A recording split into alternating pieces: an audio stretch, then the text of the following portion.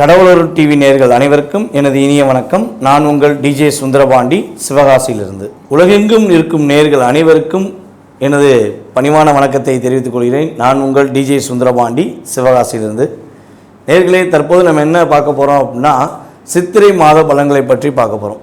இந்த சித்திரை மாதத்தில் மிகப்பெரிய சிறப்பான விஷயங்கள் இருக்குது, அதை பற்றி பார்க்க போகிறோம். சித்திரை மாதத்தில் என்னென்ன சிறப்பான விஷயங்கள் இருக்குது அப்படிங்கும்போது, மாதத்தில் தமிழ் மாதங்களில் முதன்மையான மாதம், முதல் மாதமாக கருதப்படுகின்ற மாதமே சித்திரை மாதம் தான். இந்த சித்திரை மாதத்தில் தான் சூரியன் மேச ராசிக்குள்ளே வருகிறார். மேச ராசிக்குள்ளே சூரியன் என்று உள்ளே வருகிறாரோ அந்த மாதமே நம்மளுடைய தமிழ் புத்தாண்டாக கருதப்படுகிறது. தமிழர்கள், உலகெங்கும் இருக்கும் தமிழர்கள் அனைவருமே இந்த சித்திரை மாதத்தில் ரொம்ப சந்தோஷமாக இருப்பாங்க. ஏன்னா தமிழர்களுடைய புத்தாண்டு இல்லை. ஸோ அனைவருமே மகிழ்ச்சியாக கொண்டாடக்கூடிய ஒரு மாதமாக நம்ம கொண்டாடிக்கிட்டு இருக்கோம். ஸோ இப்படிப்பட்ட மாதத்தில் இன்னும் சிறப்பான விஷயங்கள்லாம் இருக்குது. அது என்னென்ன விஷயங்கள் இருக்குது அப்படின்னு சொல்லி பார்க்கும்போது, இந்த சித்திரை மாதத்தில் மதுரை மீனாட்சி அம்மன் திருக்கல்யாணம் நடைபெறுகிறது. மதுரை மீனாட்சி அம்மன் திருக்கல்யாணமே சித்திரை மாதத்தில் தான் நடைபெறுது. ஸோ யாருக்கெல்லாம் திருமணம் முடியவில்லை என்று அதிகமாக வருத்தப்படுகின்ற பெண்களாக இருக்கிறார்களோ, கிட்டத்தட்ட ஒரு 30 வயது கடந்துருச்சு, எனக்கு 35 வயது கடந்துருச்சு, ஸோ எனக்கு திருமணமே இன்னும் முடியலை, ஜாதக ரீதியாக நிறைய தோஷங்கள் இருக்குது, என்ன பண்ணனே தெரியல அப்படின்னு வருத்தப்படுகின்ற அத்தனை நபர்களுமே உறுதியாக மதுரை மீனாட்சி அம்மன் திருக்கல்யாணத்தை போய் பார்த்தீங்கன்னா 100% உங்களுடைய ஜாதகத்தில் எவ்வளோ பெரிய தோஷங்கள் இருந்தாலும் நீக்கி உங்களுக்கு திருமணத்தை நடத்தி வைக்க மதுரை மீனாட்சி அம்மன் ஆசீர்வாதம் கிடைக்கும். இது ஒரு மிகப்பெரிய முக்கியமான விஷயம். அதனால் மறக்காமல் போய் மதுரை மீனாட்சி அம்மன் திருக்கல்யாணத்தை பார்த்துருங்க. ஸோ இதில் இன்னொரு விஷயம் இருக்குது. கணவன் மனைவி ஒற்றுமை இல்லாமல் ஒரு பிரிவை சந்திக்கக்கூடிய நிலையில் சேரும்னு ஆசைப்படுறவங்க கட்டாயமாக உறுதியாக மதுரை மீனாட்சி அம்மன் திருக்கல்யாணத்தில் போய் கலந்துக்கிட்டு அங்கே உள்ள ஆசீர்வாதத்தை பெற்றுட்டு வாங்க. உங்களுக்கு கணவன் மனைவி ஒற்றுமை ஏற்பட்டு குடும்பம் ஒரு மகிழ்ச்சியான சூழ்நிலையை நோக்கி பயணிக்க வாய்ப்புகள் உள்ளது. அதே போல் இந்த சித்திரை மாதத்தில் இன்னொரு சிறப்பான விஷயம் என்ன பார்த்திங்கன்னா, மதுரையில் கள்ளழகர் ஆற்றில் இறங்குவார். இந்த வைபோகம் பார்க்க அத்தனை மக்களுமே கூடியிருப்பாங்க. அந்த அழகர் ஆற்றில் இறங்குறதுனாலே மதுரையை குலுங்கும். அப்படியே நிற்க கூட இடம் இருக்காது. ஆனால் அந்த இடத்துல போய் நீங்கள் நிற்கணும். நிற்க இடம் இல்லாட்டியும் பரவாயில்ல, நான் போய் அழகரை பார்ப்பேன், அவர் ஆற்றில் இறங்குறத பார்ப்பேன் அப்படின்னு சொல்லி யாரெல்லாம் மனதார போய் வழிபாடு செய்கிறீர்களோ அவர்களுடைய மனதில் உள்ள கஷ்டங்களை நீக்கி, கவலைகளை நீக்கி, உடலில் உள்ள வியாதிகளை நீக்கி கள்ளழகரின் அபிஷேகம் உங்களை வெற்றி பெற வைக்கும். அவருடைய ஆசீர்வாதம் உங்களுடைய சகல விதமான கஷ்டங்களை நீக்கி உங்களை வெற்றி பெறுவதற்கான ஒரு அற்புதமான ஒரு சிறப்பான செயல்பாடு. ஸோ மறக்காமல் மதுரை கள்ளழகர் நிகழ்ச்சியில் போய் கலந்துக்கோங்க. உங்களுடைய கவலைகள் எல்லாம் மறந்துடும். இது சித்திரை மாதத்தில் இன்னொரு சிறப்பு. அதுக்கு அடுத்தபடியாக பார்த்திங்கன்னா, சித்திரை மாதம் சித்ரா பௌர்ணமி அன்று நம்மளுடைய சித்திரகுப்தர் பிறந்த நாள். அவர் தான் நம்மளுடைய வாழ்க்கையின் விதிகளை கணக்குகளாக எழுதக்கூடிய ஒரு நாயகன். ஸோ அவரே பார்த்திங்கன்னா சித்ரா பௌர்ணமி என்று தான் பிறந்திருக்காரு. ஸோ இந்த அற்புதமான நாளில் நீங்கள் மறக்காமல் உங்களுடைய வீட்டின் அருகில் இருக்கின்ற முருகன் கோவிலில் சென்று மனசார வழிபாடு செஞ்சீங்கன்னா, முதல் விஷயம் என்னென்னா, உங்களுக்கு வராத கடன் வந்துடும். நீங்கள் எங்கேயா கடன் கொடுத்துருந்தீங்க, அந்த கடன் வரல, கொடுத்த காசை ஏமாற்றிட்டாங்க அப்படிலாம் வருத்தப்படுறீங்கன்னா, அந்த வராத கடன் உறுதியாக உங்களுக்கு வரும். இன்னொரு விஷயம், கணக்கில் ரொம்ப வீக்காக இருக்கேன், பிஸ்னஸில் இருந்தாலும் சரி, படிப்பில் இருந்தாலும் சரி, நான் கணக்கில் வீக்காக இருக்கேன் அப்படின்னு நினைக்கிற யாராக இருந்தாலும் உறுதியாக அந்த சித்ரா பௌர்ணமி அன்று முருகன் கோயிலில் போய் தரிசனம் பண்ணுங்கள். பண்ணிங்கன்னா கணக்கில் நீங்கள் அதிகமான சதவீதம் பெறுவதற்கான ஒரு அற்புதமான செயல்பாடாக உதவும். இது நீங்களும் பண்ணலாம், உங்களுடைய குழந்தைகளையும் கூட்டு போகலாம். குழந்தைகளை கூட்டு போய் நீங்கள் வழிபாடு செஞ்சீங்கன்னா குழந்தைகள் படிப்பில் சிறந்து விளங்கி ஒரு சிறப்பான மாணவன் என்று பேர் வாங்கக்கூடிய ஒரு அற்புதமான செயல்பாடு நிகழும் என்பது உண்மை. இதில் இன்னொரு விஷயம் நீங்கள் 12 ராசி நேயர்களுமே கடைபிடிக்கலாம் இந்த சித்திரை மாதத்தில் முழுமையாக. என்ன விஷயம் அப்படின்னு பார்த்தீங்கன்னா, இந்த சித்திரை மாதத்தில் வெயில் நல்லா பயங்கரமாக இருக்கும். எல்லாருக்குமே தெரிஞ்ச விஷயம், வெயில் அவ்வளோ தூரம் இருக்கும். மனிதர்களாகிய நம்மளாலே இந்த வெயில் தாக்கத்தோட செயல்பாடை தாங்க முடியல. ஸோ இந்த பறவைகள் விலங்குகள்லாம் இருக்குது பார்த்திங்களா, அவங்களாம் என்ன செய்வாங்க? அப்போ அவங்களுக்கு நீங்கள் என்ன செய்யணும்னா, பறவைகளுக்கோ விலங்குகளுக்கோ உறுதியாக டெய்லி ஏதாவது பறவைகளுக்கு நீங்கள் தண்ணீர் வந்து வச்சிடணும். வீட்டில் மாடியிலையோ இல்லை வெளியவோ தண்ணீர் வந்து வைக்கணும். அது வந்து விலங்குகள் சாப்பிட்டாலும் சரி, விலங்குகள்னால் நாய் பூனை அதே மாதிரி விலங்குகள் சாப்பிட்டாலும் சரி, அல்லது பறவைகள் தண்ணி குடித்தாலும் உங்களுடைய சகலவிதமான தோஷங்கள் நீங்கக்கூடிய ஒரு அற்புதமான மாதமாக கருதும். நீங்கள் இந்த செயலை செஞ்சீங்கன்னா உங்களுடைய தோஷங்களில் குறைஞ்சது ஒரு 60-70% நீங்கிறது நிதர்சனமான உண்மை. ஏன்னா அவங்களே தண்ணி எங்கடா கிடைக்கும்னு சொல்லி அலைவாங்க. ஸோ நீங்கள் அந்த தாகத்தை தீர்க்கும் பொழுது உங்களுடைய வாழ்க்கையில் நல்ல மாற்றங்களை நீங்கள் உறுதியாக உணர முடியும் என்பது நிதர்சனமான உண்மை. ஸோ அனைவருமே 12 ராசி நேயர்களுமே இதனை கடைபிடிக்கலாம். இப்போ நம்ம அடுத்து இன்னொரு விஷயம் பார்க்க போகிறோம். இந்த சித்திரை மாதத்தில் உள்ள கிரக நிலைகள் என்ன, சித்திரை மாதத்தில் என்னென்ன கிரகங்கள் எந்தெந்த ராசியில் அமர்ந்திருப்பாங்க அப்படின்னு சொல்லி பார்ப்போம். அதாவது நவகிரக நாயனாக கருதப்படுகின்ற சூரிய பகவான் மேச ராசிக்குள்ளே அமர்ந்திருக்கிறார். அதுக்கடுத்தபடியாக ரிஷப ராசியில் குரு பகவானும், கடக ராசியில் செவ்வாய் பகவானும், கன்னி ராசியில் கேது பகவானும், கும்ப ராசியிலிருந்து மீன ராசி நோக்கி ஆல்ரெடி சனி பகவான் பயணம் செஞ்சிட்டார். அப்போ மீன ராசியில் சனி பகவானும், சுக்கிர பகவான், புதன் பகவான், ராகு பகவான், கிட்டத்தட்ட 8 கிரகங்களை பார்த்துட்டோம். 9ஆம் கிரகம் என்று கருதப்படுகிற சந்திரன் கிட்டத்தட்ட 2.5 நாளுக்கு ஒருக்க நகர்வதனால் சந்திரன் மட்டும் மென்ஷன் பண்ணல. ஸோ இந்த கிரக அமைப்புகளை வைத்து 12 ராசினியர்களுக்கும் என்னென்ன மாற்றங்கள் ஏற்பட போது, என்னென்ன முன்னேற்றங்கள் ஏற்படுங்கிறத நம்ம வாங்க வீடியோக்குள்ளே. மகர ராசி நேயர்களுக்கு சித்திரை மாதத்தில் ஏற்படுகின்ற மாற்றங்கள் என்ன? இந்த 2025 சித்திரை மாதத்தில் மகர ராசிக்காரங்க என்னென்ன மகிழ்ச்சிகளை சந்திக்க போகிறீங்க, என்னென்ன முயற்சிகளில் ஈடுபட போகிறீங்க அப்படின்னு சொல்லி பார்க்க போகிறோம்.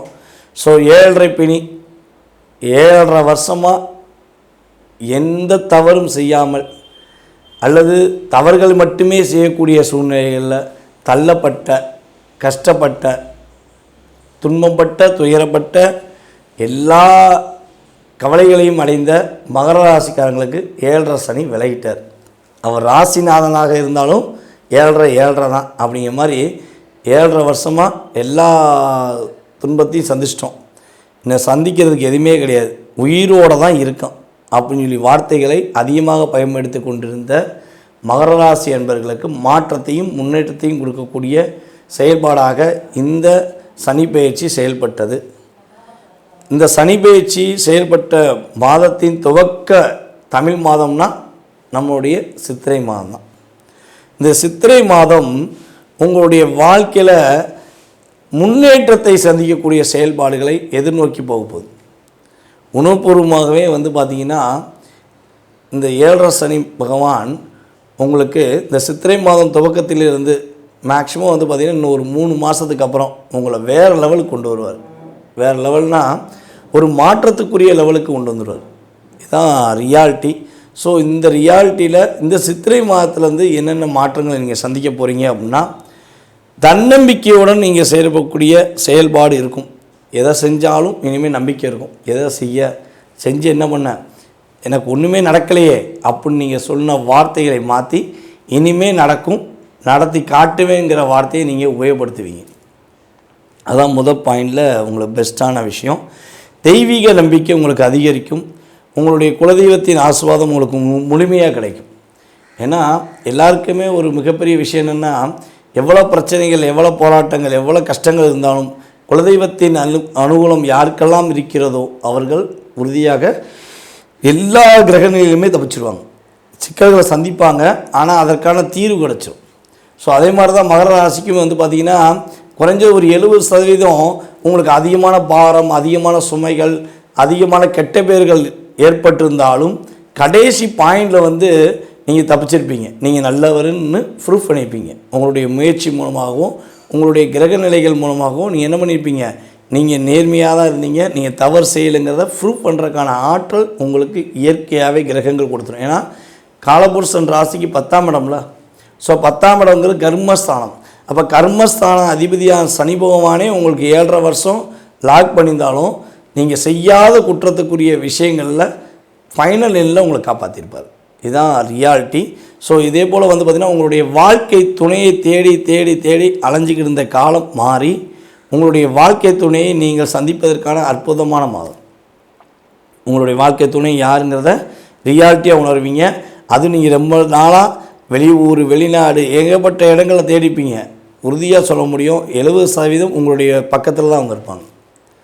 உங்களுக்கு வேண்டியவங்களாக இருப்பாங்க, உங்களுடைய உறவுக்காரங்களாக இருப்பாங்க, அல்லது உங்கள் ஏரியாவுக்குள்ளே இருப்பாங்க, அல்லது உங்கள் ஊருக்குள்ளேயே இருப்பாங்க. ஸோ இப்படித்தான் உங்களுக்கு ஏற்ற வரன் இந்த மாதத்தில் நீங்கள் தேடினா கிடைக்கும். ஸோ அந்த அளவுக்கு கிரகங்கள் உங்களுக்கு அருகிலேயே எல்லா சாதகமான சூழ்நிலையை அமைச்சு கொடுக்கின்றது. மகர ராசினியர்களில் யாரெல்லாம் அலைந்து திரிந்து வேலை பார்க்கிறார்களோ, சேல்ஸ் ரெப்பு, அப்புறம் மெடிக்கல் ரெப்பு, ஸோ இந்த அப்புறம் நடைப்பயணங்கள் மூலமாக பிஸ்னஸ் பண்ணுறவங்க, வண்டி வாகனங்களை வச்சு பிஸ்னஸ் பண்ணுறவங்க, தள்ளுவண்டி வியாபாரம் பார்க்குறவங்க, ஸோ இப்படி அடிப்படை தொழில் சம்பந்தப்பட்ட தொழில் செய்கிற அத்தனை மகர ராசி என்பவர்களுக்கும் அதிவிதமான லாபத்தை கிரகங்கள் கொடுக்கின்றன. தன்னுடைய உழைப்பை மட்டும் முழுமையாக நம்பி வேலை பார்க்கக்கூடிய மகர ராசி என்பவர்களுக்கு உழைப்புக்கேற்ற ஊதியம் இனிமே கிடைக்கும். பொருளாதாரத்தில் முன்னேற்றம் உண்டு. கடன் சுமையிலிருந்து மீள்வதற்கான ஒரு அற்புதமான மாதம். கடன் எவ்வளோ கடன் வாங்கி நான் எப்படித்தான் சமாளிப்பேன் அப்படின்னு மனசில் ஃபீல் பண்ணி கொண்டு இருக்கும் நம்மளுடைய மகர ராசிக்காரங்களுக்கு உறுதியாக கடன் சுமையிலிருந்து மீள்வதற்கான அமைப்பை கிரகங்கள் வாய்ப்பளிக்கிறது. புதிய கடன் வாங்குவதாக இருந்தால் மட்டும் கவனமாக வாங்கணும். தேவையான விஷயங்களுக்கு மட்டும் கடன் வாங்கிக்கோங்க. வேறு யாருக்காக கடன் வாங்கி கொடுத்து அவங்கள காப்பாற்றணும் மட்டும் தயவுசெய்து செஞ்சிடாதீங்க. ஏன்னா போதும், நீங்கள் ஏமாந்தது, கஷ்டப்பட்டது, மற்றவங்களுக்காண்டி உதவி செஞ்சு உங்களுடைய வாழ்க்கையை இழந்த காலகட்டம் இனிமேல் வேண்டாம். உங்களுக்காக வாழ கற்றுக்குங்க. உங்களுடைய உழைப்பை நம்பி வாழ்கிற நீங்கள் உங்களுக்காக வாழுங்க, உங்களுடைய குடும்பத்துக்காக வாழுங்க. சரியா? உங்களை சார்ந்த நபர்கள் நன்மைக்காக வாழுங்க. அவங்களுக்காக வாழ்கிறேன்னு சொல்லி வாழ்ந்து உங்களுடைய வாழ்க்கையை இனிமேல் அழிக்க வேண்டாம். முதல் விஷயம், அதை நீங்கள் கரெக்டாக கடைப்பிடிங்க. உங்களுடைய தாயாருடைய உடல் ஆரோக்கியத்துக்காக நீங்கள் செலவழித்த செலவுகள் ரொம்ப அதிகமாக இருந்திருக்கும். ஸோ அந்த நிலையிலிருந்து இனிமேல் மாற்றம் உண்டு. அதே போல் நம்மளுடைய மகர ராசியில் உள்ள உத்திராட நட்சத்திரக்காரங்க கடந்த ஒரு 4-5 மாதமாக ரொம்ப டிஸ்டர்பன்ஸாக இருக்கீங்க. ரொம்ப ஒரு போராட்டத்தை சந்திக்கிங்க. எப்படா ஒரு விடுதலை கிடைக்கும்னு சொல்லி மனசுக்குள்ளே ஒரு அழுத்தத்தோடு இருக்கீங்க. ஸோ உங்களுக்கு உறுதியாக இந்த சித்திரை மாதத்துலேருந்தே ஒரு 30-40% விடுதலை கிடைக்கும். எழுதி வச்சுக்கோங்க. சரியா? முழுமையான விடுதலை இன்னும் 2 மாதத்துக்கு அப்புறம் கிடைக்கும். ஸோ நிம்மதியாக இருப்பீங்க. அந்த போராட்டத்திலேருந்து வெளியே வருவீங்க. ஒரு நல்ல விதமான மாற்றம் கிடைக்கும். அதே போல் பார்த்திங்கன்னா மகர ராசியில் கணவன் மனைவி ஒற்றுமை விஷயங்களை கடந்த ஒரு வருடமாக ரொம்ப அதிகமாக இருக்குது. டிப்ரெஷன், போராட்டம், கணவன் மனைவி புரிஞ்சுக்காமல் இருக்கிறது, மனைவி கணவனை புரிஞ்சுக்காமல் இருக்கிறது. ஸோ 2 பேருக்குள்ள ஈகோங்கிற விஷயம் அதிகமாக செயல்பட்டுருக்கும். ஸோ இந்த ஈகோ செயல்படலைன்னா உறுதியாக சொல்ல முடியும், மாமியாருங்கிற உறவு அதில் செயல்பட்டுருக்கும். சரியா? மாமியார் நம்மளுடைய இன்னொரு தாய் தான், நம்ம இல்லைன்னு சொல்லக்கூடாது. யாரெல்லாம் உறுதியாக தன்னுடைய மாமியாரை இன்னொரு தாயாக நேசிக்கிறார்களோ அவர்களுக்கு பிரச்சனை கிடையாது.